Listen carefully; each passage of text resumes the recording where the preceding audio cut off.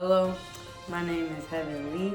I major in sports management. I'm a junior and I'm 21 and my favorite color is red, and I will be interviewing the podcast today. Hello, everyone. My name is Kay. I am currently a senior at Northern Illinois University, and my major is elementary education. So I really want to teach any grades from first through six. What else do I have to say? My age. What else do I say? My age. I'm 22. Is that it? Did I cover everything? Okay. Yep. And my favorite color is brown. Okay. Hello, everyone. My name is Leilani. I'm a junior. I'm 20 years old, and then I'm studying human resources. Well, business management with the emphasis in human resources. And then we say our favorite color. Yeah, that's like Yeah, it's just a little. Okay. My favorite color is black. Okay, so today I'll be interviewing y'all, and basically I'm just going to be asking about your lived experiences. Now, first question. Can you recall one of the earliest moments when you realized that black women are often seen or treated through stereotypes? How did that moment shape how you understood yourself or your place in the world? I think for me, the first time I ever realized that black women are stereotyped and I actually had a lived experience of it was when I was younger in middle school. I was in a predominantly white school at the time for about 2 years, and I remember being in the classroom, and I was the only black girl in the class. And I remember the teacher was talking about hair. I don't know why. Oh, I think she was talking about lice, and she was kind of just explaining how lice works and stuff. And she had said something where she specifically talked about she was like, well, black people hair is a little different. She said something off the lines of that.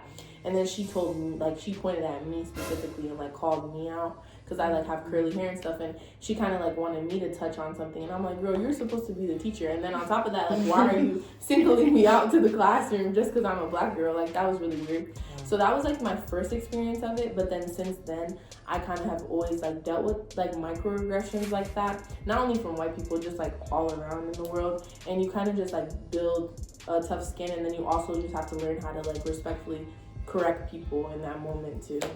Yeah, I've had a similar experience, Leilani. Probably in third grade, my teacher, I remember she called up she was calling us up individually to come take a group photo, and then she had called me up, and I went up, and then me and the girls were talking, having fun, but she singled me out, and she was like, oh, I didn't say to talk, you're talking too much, go sit back down, now I'm gonna call you up last. And she had I was the only black student in my class, and I didn't really talk a lot either, I wasn't a bad kid. And then everybody went and she kept calling everybody up, and then she finally called me at the end. And when she did call me up at the end, she made me stand, I could literally pull out my yearbook, but she made me stand 6 inches away from my class. There was this big gap between me and my class. So in the yearbook, it just looked like I was by myself, isolated. And that's kind of how I felt moving, growing up. I just continued to kind of feel that way, isolated. I was put in this certain box that was separate from everybody else. And it just, I don't know, now I kind of just know who I am, and I feel black is beautiful and everything that's attached with it, and I wouldn't want to be any other skin color or any other race. And now I'm just am proud of myself and embrace my features, and so many people even just want to have some of our features or certain things like that. So it's I just embrace who I am, because who you are is that's what you get, and that's who you are gonna be. Mm-hmm. So yeah. Okay, that was it. So the next question says, Harris Perry describes misrecognition as being seen inaccurately by institutions or people in power. Can you share a story when you felt misunderstood, misjudged, or not fully recognized in the school, workplace, medical, or public setting? I think similar to lived experiences I spoke about, when I got older and I started going into high school and stuff, because that happened in elementary school, I had some experiences where faculty and staff and stuff immediately assumed that I would be aggressive, or also they would assume that I was not smart too. Mm-hmm. I can remember being in school and people not kind of downplaying what I could do, or thinking that I couldn't do certain things, and then I would always have to prove to people or work harder I think Black women always have to do that, but yeah, like work harder to kind of like show that you're just as capable as everyone else. I resonate with Leilani with the not thinking you're smart enough, because when I came back, I had lived here all my life, and then I moved to Louisiana for like 2 years, and then I moved back here for high school. And when I got back from Louisiana, they were basically just telling me like, oh, that education is so bad down there. Like, despite even having records of like having A's like before I left, they were just telling me like, yeah, we don't think you're gonna be good in any honor classes. Like, you need to take all regular classes, no AP classes. Like, my counselor was just really telling me like, I'm most likely going to struggle in these classes. And I had a grade report from middle school of like all A's. Like, I had A's 7th and 8th grade. So I was just like really confused why she felt that way. And like, I kind of had to argue with her of like why I feel like I could be beneficial in those places. And she just kept telling me like, no, you're really going to struggle. And like, honestly, like being a child and just always being told no in the world and like, this is what adults say and this is how it goes, I just kind of took it in and was like, okay, well, yeah, I'm not intelligent enough. I guess I shouldn't take on those classes. And then I started to realize like there was people in the classes that really weren't, like anybody could honestly take the class, and like if you put enough effort in, you could do well with it. And I took my first like Spanish class and I did well. It was a Spanish honors class. I did very well. I got an A. And I kept taking honors classes like after that, because I'm like, this is really not that bad. But I feel like I was convinced almost to feel like it was something wrong with me. I wasn't intelligent enough, so I wouldn't take that risk or that opportunity. But yeah, I really resonated with that point too. Okay. Next question is, many Black women are expected to be strong for others. How has this expectation shown up in your life, and how has it affected how you care for yourself or ask for support? I think for me, the way that this has shown up for me is not really in my family. It's more like with like partners I've had in the past. Like sometimes they seem like you need to always be there for them, but like when you're going through some mental problems, like, or you're struggling, they probably don't, they think you're strong enough to kind of like take that. And I feel like when they're going through stuff, you're kind of more expected to like be ride or die or like always be there for them.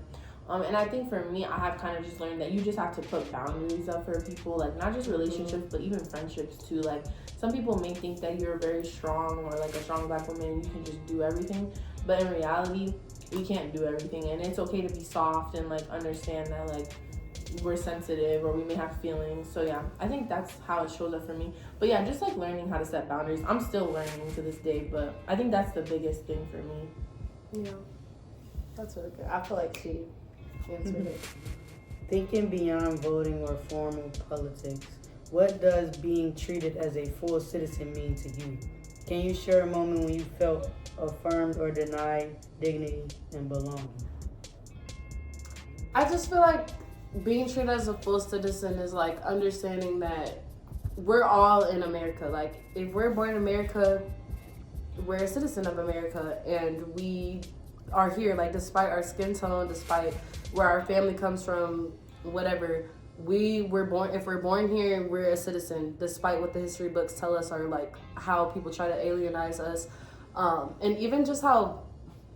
I'm sorry. What was the question again about full citizen? How, if I ever felt that way? Mm-hmm. You ever felt denied or affirmed? Like yeah, and I definitely have felt like denied as a full citizen, and it's crazy because I am, and like sometimes when I'm just in my head with like all the politics and going back and forth, I really tend to forget like I am American. Like yes, I'm African American, but I'm American at the end of the day. So why am I being treated a different type of way when this is also my culture? Like people think like white people culture or Hispanic people, like no, this is American culture that belongs to every single ethnicity and race that is here. So I feel like when people try to make it a skin tone thing, or even with ICE, with everything that's been going on with that, like which one, even if they are not from this country, it still comes down to morals and how we treat people, and that's like a whole nother conversation that needs to be addressed. But even with ICE, like just targeting people because their skin is darker, or just assuming these certain things, like you're from this place or you're trying to cause disruption here, you're not fully a citizen, and that's just because of the way our skin tone is, when half the time like a lot of these people really are from America, we're born in America. So I just feel like just a time for me, like it's just in schools, like always just being not really seen as, I was just always seen as like the outsider, and I feel like that made me feel like I wasn't like fully a citizen. Like growing up, my hair not looking the same as everyone else's, or I put on a little more weight than, you know, other people tended to do at that time, and just feeling like I really didn't belong and I was treated differently because of these differences that I had, and it made me feel like I wasn't completely like a citizen or a part of this world, but it's like I am. So yeah, I agree completely. Okay, the next question is, if looking back, do you think the expectation placed on Black women have changed over time? If you observe younger or older generations, what differences or continuities stand out to you? So basically, do you think like expectations like that people have for Black women changed over time? I think they definitely have probably changed over time, but I think we still need to do a better job of like what our expectations are for our Black women.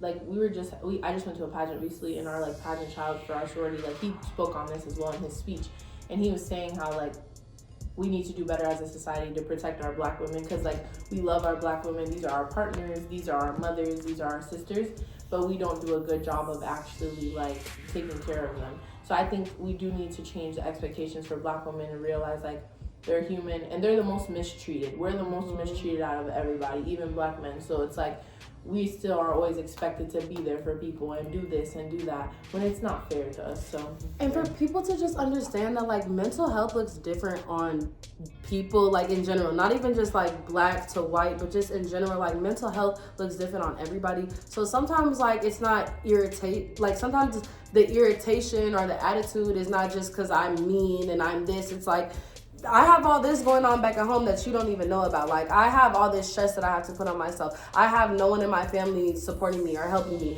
Like, my dad isn't around. Like, not to be cliche, but like those are like situations and things that a lot of Black people have to deal with just because historically of where we're, the barriers that are placed upon us.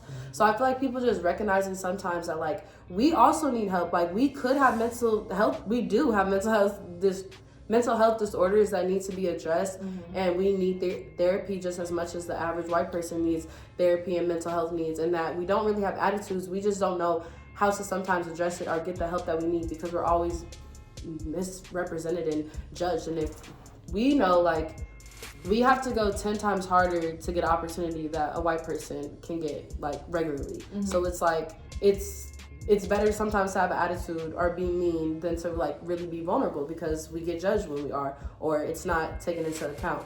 So I just feel like also people recognizing that like mental health is real and that sometimes we shouldn't be quick to judge, but understand that like there's a lot that Black women and Black people in general just have to go through, and to just, especially even just being different in the world. Like that's another stressor people don't even think about. Just knowing that you're not the major population or you're not included in stuff. So sorry, I talk a lot, but I just say like, yeah, mental health. Oh, those are good answers. The final question is there anything you would like to add, clarify, or emphasize that you feel is often missing from public conversations about Black women's lives? I just said mine. What's the other question? Okay, wait, can you repeat it one more time? I'm sorry. Is there anything you would like to add, clarify, or emphasize that you feel is often missing from public conversations about Black women's lives? Okay. That's a good question.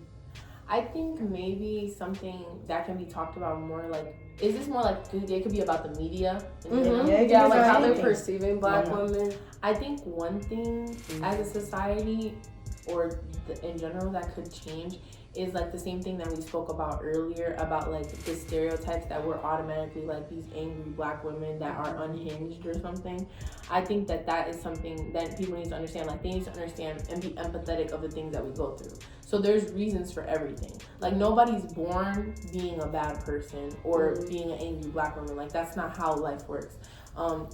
Situations happen. People may have had many relationship problems or like getting treated bad in their relationships over and over again. So now they have like trust issues with men or trust issues with other women because they feel like some women have like treated them bad or just so many things. So obviously as a society, things need to be like fixed and like helped, but also like the media needs to stop this narrative that we're like automatically these angry black women and have attitude, like how Kaylin was saying, like it's not like that. There's reasons for everything, and we need to be more empathetic and understanding of like how black women's lives actually are every single day when we walk into a space. So that's what I think. Yes. That was good. So y'all, we completed the podcast. I hope y'all enjoyed the video. For having us.